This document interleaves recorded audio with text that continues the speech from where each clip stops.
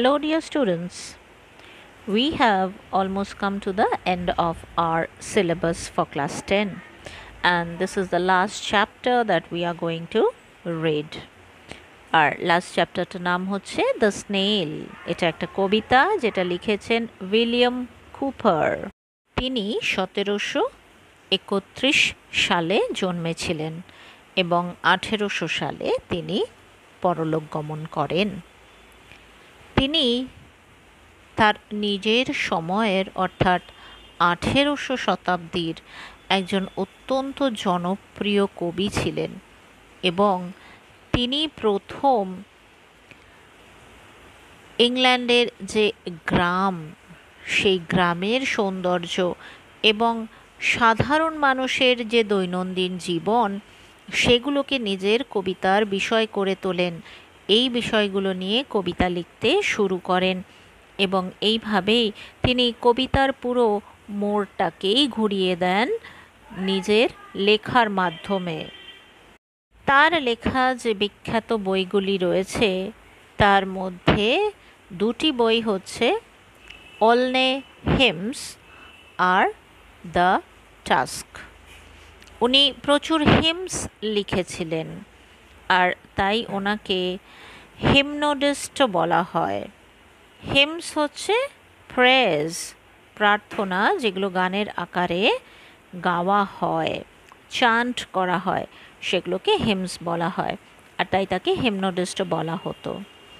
যাই হোক, এবার আমরা যে কবিতাটা পড়ব, ওনার লেখা দ্য স্নেল, এটা ভারী মিষ্টি একটা কবিতা।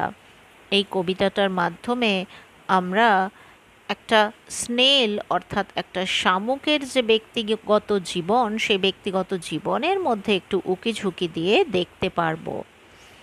একটা শামুক একদম স্বয়ংসম্পূর্ণ, সে নিজে স্বয়ংসম্পূর্ণভাবে নিজের জীবন কাটায়। আর আমরা দেখব কবি কীভাবে ভীষণই পুঙ্খানুপুঙ্খভাবে এই ছোট্ট প্রাণীটির বর্ণনা আমাদের দিয়েছেন, তার জীবন সম্পর্কে আমাদের কাছে কিছু তুলে ধরেছেন। আমাদের সিলেবাসে পুরো কবিতাটা নেই, প্রথম 4টে স্ট্যান্জা আছে, এরপরে আর 2টো ছোট স্ট্যান্জা আছে এরকমই, বাট সেগুলো আমাদের পাঠ্য নয়। তাহলে কবিতাটা শুরু করার আগে আমরা একবার পুরো কবিতাটা পড়ে নিই।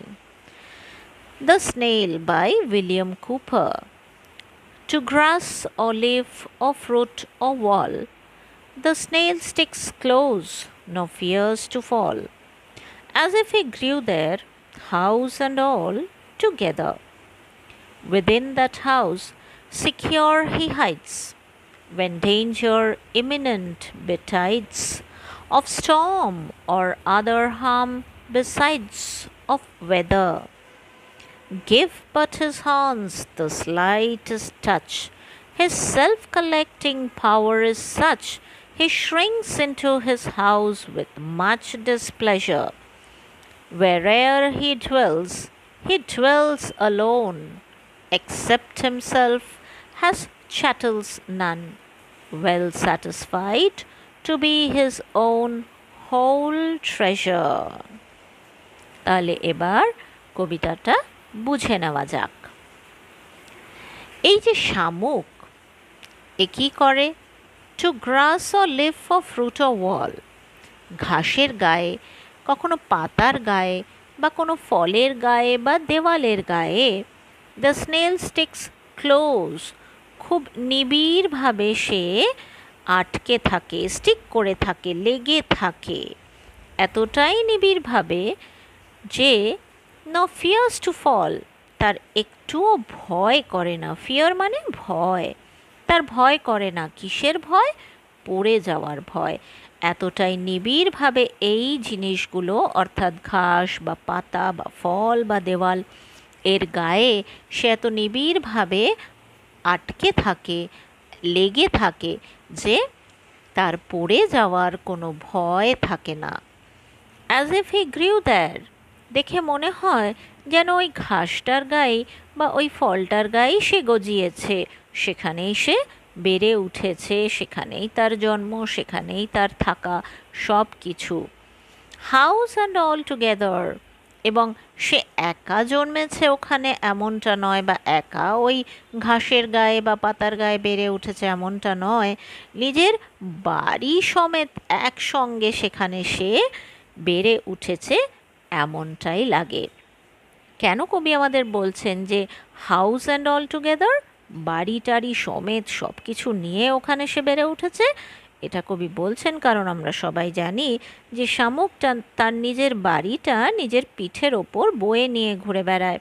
তার যে শেল বা তার যে খোলসটা তার পিঠের ওপরেই থাকে, প্রয়োজনে সে সেটার ভেতরে ঢুকে যায়, আবার যখন তার কোথাও যাওয়ার হয় বা তার মুভমেন্টের দরকার হয় তখন সে বেরিয়ে আসে তার শামুক থেকে। আর এই শামুকটাকেই কবি বলছেন স্নেল বা শামুকের বাড়ি। Within the house secure he hides. আর এই যে তার পিঠের ওপর তার নিজের বাড়ি, সেখানে সে সিকিওর অর্থাৎ নিরাপদে লুকিয়ে থাকে। when danger imminent, imminent মানে অবশ্যম্ভাবী, যেটা ঘটবেই এমন, সেটাই imminent। যখন এরকম কোনো অবশ্যম্ভাবী বিপদ বিটাইডস ঘটে, বিটাইড মানে ঘটা, ঘটে যাওয়া, তো এরকম যখন কোনো অবশ্যম্ভাবী বিপদ ঘটার সম্ভাবনা থাকে, of storm or other harm besides of weather, যেমন কীরকম বিপদ? স্টর্ম, ঝড়, যখন কোনো ঝড় হওয়ার সম্ভাবনা থাকে, অথবা এই যে ওয়েদার অর্থাৎ প্রাকৃতিক কোনো রকম বিপর্যয় ছাড়াও কিন্তু অন্য রকম হার্ম বা ক্ষতির ভয় থাকে। কোনো একটা দুষ্টু ছেলের হঠাৎ মনে হতে পারে ওকে লাঠি দিয়ে মারবে, বা ওর গায়ে ঢিল ছুড়বে, বা ওর ওপর পাড়িয়ে দেবে, সেটাও কিন্তু এক ধরনের বিপদ। তাহলে এই আদার হার্ম বা অন্য বিপদের মধ্যে এগুলো পড়ে। অথবা একটা পাখি ওকে আক্রমণ করতে পারে, অনেক পাখি কিন্তু শামুক খেতে ভালোবাসে, আর তারা ওকে দেখতে পেলেই আক্রমণ করতে পারে, ওকে খাওয়ার চেষ্টা করতে পারে।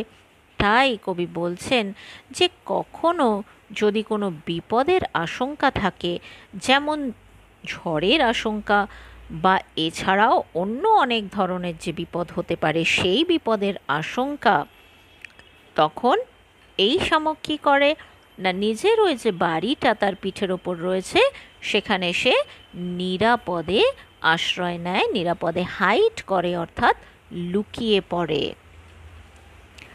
Give but his horns the slightest touch. এবার তুমি ধরো একটা শামুককে দেখতে পেলে, আর তার মাথায় যে দুটো নরম জেলির মতো শিং রয়েছে সেই দুটো দেখে তোমার ভারী লোভ হলো একটু হাত দেওয়ার, আর তুমি ওর ওই শিং দুটোতে আলতো করে একটু টাচ করলে, স্পর্শ করলে, তখন কি হবে? His self collecting power is such, তার নিজেকে সংকুচিত করার, নিজেকে গুটিয়ে নেওয়ার এতটাই বেশি ক্ষমতা রয়েছে যে সে সঙ্গে সঙ্গে কি করে? He shrinks into his house with much displeasure. সে সঙ্গে সঙ্গে তার নিজের সেই বাড়ির ভেতরে নিজেকে সংকুচিত করে ঢুকিয়ে নেয়। নিজেকে এতটাই তার ক্ষমতা আছে গুটিয়ে নেওয়ার যে সেই ক্ষমতা দিয়ে সে নিজেকে পুরোপুরি গুটিয়ে ওই বাড়ির ভেতরে ঢুকিয়ে নেয়। কিন্তু সে কি সেটা আনন্দের সঙ্গে করে? মোটেও না, সে সেটা ডিসপ্লেজারের সঙ্গে করে। সে ভীষণই অসন্তুষ্ট হয় তাকে বিরক্ত করার কারণে, আর তাই অসন্তোষের সঙ্গেই সে নিজেকে আত্মরক্ষার খাতিরে নিজের সেই বাড়ির ভেতরে ঢুকিয়ে নেয়। wherever he dwells alone, যেখানেই সে যাক না কেন সে একাই থাকে। ডুয়েল করা মানে বাস করা, বসবাস করা বা থাকা। যেখানেই এই শামুক থাকুক না কেন সে একাই থাকে, কারণ তার যে পিঠের ওপর ছোট্ট বাড়ি সেখানে কিন্তু একজনেরই জায়গা, সেখানে দ্বিতীয় কারোর জায়গা হবে না। তাই কবি বলছেন যে যেখানেই সে থাকুক না কেন সে একাই থাকে। except himself has chattels none, আর নিজে ছাড়া তার আর কোনো চ্যাটেল অর্থাৎ সম্পত্তি, ব্যক্তিগত কোনো ধন সম্পদ কিছুই নেই। এখানে একটু লক্ষ্য করবে চ্যাটল স্পেলিংটা কিন্তু আমাদের এখানে ভুল আছে, প্রিন্টিং মিস্টেক আছে। চ্যাটল স্পেলিংটা অরিজিনালি CHATTEL, ডাবল টি হবে আর এল একটা হবে, CHATTEL, চ্যাটল। আর শামুকের তার নিজেকে ছাড়া আর কোনো সম্পত্তির কথা বলার নেই, বড়াই করার নেই, আর দেখানোরও নেই, কারণ তার বাড়িতে আর কিছুর জায়গা নেই, দ্বিতীয় কোনো ব্যক্তি বা কোনো ধন সম্পদ রাখার জায়গা নেই। সে নিজেই হচ্ছে তার নিজের সম্পদ, সে নিজেই হচ্ছে তার নিজের ধন সম্পত্তি, যাই বলো না কেন। এবং তার জন্য কি সে অখুশি? একেবারেই নয়। Well satisfied to be his own whole treasure, সে যথেষ্ট স্যাটিসফাইড, সে যথেষ্ট সন্তুষ্ট নিজের একমাত্র সম্পত্তি হওয়ার জন্য। তার মনে কোনো রকম আফসোস নেই, কোনো রকম দুঃখ নেই, কোনো রকম হতাশা নেই, তার অন্য কোনো ধন সম্পদ নেই বলে। তাহলে এই স্নেল যথেষ্ট হ্যাপিলি, যথেষ্ট আনন্দের সঙ্গে তার ওই বাড়ির ভেতরে একা একা থাকে। আশা করি কবিতাটা তোমরা বুঝতে পেরেছো। খুব সিম্পল এবং খুব সুন্দর একটা কবিতা। এবারে চলো আমরা কম্প্রিহেনশন এক্সারসাইজগুলো করে নিই। Choose the correct alternative to complete the following sentences. প্রথমটা, with the slightest touch the snail shrinks into its house with, তাকে আলতো করে স্পর্শ করলেও শামুক নিজেকে গুটিয়ে তার বাড়ির ভেতরে ঢুকিয়ে নেয়। কিসের সঙ্গে? আনন্দের সঙ্গে? অবশ্যই না, অত্যন্ত বিরক্তির সঙ্গে। আর তাই উত্তর কোনটা?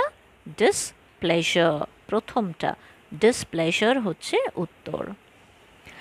In its house the snail lives with, দ্বিতীয়টা এবার নাম্বার বি, তার নিজের বাড়িতে স্নেল কি নিয়ে থাকে বা কাকে নিয়ে থাকে? Parents, friends, relatives? না, একেবারেই না। নো ওয়ান, কাউকে নিয়ে এসে থাকে না, তাই আনসার হচ্ছে no one. True false, state whether the following statements are true or false, আর সঙ্গে আমাদেরকে সাপোর্টিং স্টেটমেন্টও দিতে হবে। Number A, the snail fears to fall from the wall, শামুক দেয়াল থেকে পড়ে যাওয়ার ভয় পায়, বা এই ভয়টা তার মনে কাজ করে যে সে দেয়াল থেকে পড়ে যাবে। এটা কি সত্যি? একেবারেই নয়, এটা ফলস। সে মোটেও ভয় পায় না, সে একদমই দুশ্চিন্তা করে না পড়ে যাওয়ার। তাহলে সাপোর্টিং স্টেটমেন্ট কোনটা হচ্ছে? To grass or leaf or fruit or wall the snail sticks close, no fear to fall. দুটো লাইনই লেখা ভালো। তাহলে এই প্রথম দুটো line, to grass or leaf or fruit or wall the snail sticks close, no fears to fall, এই দুটো লাইন হচ্ছে আমাদের সাপোর্টিং স্টেটমেন্ট। এবার number B, the snail comes out of his house during a storm, snail যখন ঝড় হয়, Sturm মানে ঝড়, যখন ঝড় হয় স্নেল তখন তার নিজের বাড়ি থেকে বেরিয়ে আসে। এটা কি সত্যি? একেবারেই নয়, তাই এটা ফলস। সে উল্টোটা করে, সে কি করে? বরং সেই সময় সে তার বাড়ির ভেতরে ঢুকে পড়ে। তাহলে সাপোর্টিং স্টেটমেন্ট কোনটা?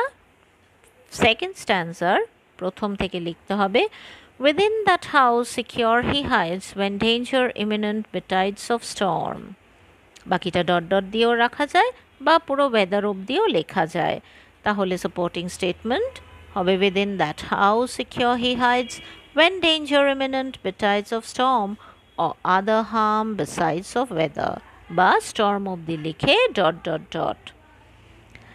আর দুটো কোয়েশ্চেন আছে, এই কোয়েশ্চেন দুটো তোমরা ডেসক্রিপশন বক্সে পেয়ে যাবে, সেখান থেকে দেখে লিখে নেবে, অথবা নিজেরা অবশ্যই আরও বেটার ওয়েতে লেখার চেষ্টা করবে। আশা করছি কবিতাটা তোমরা বুঝতে পেরেছো। Have a nice day.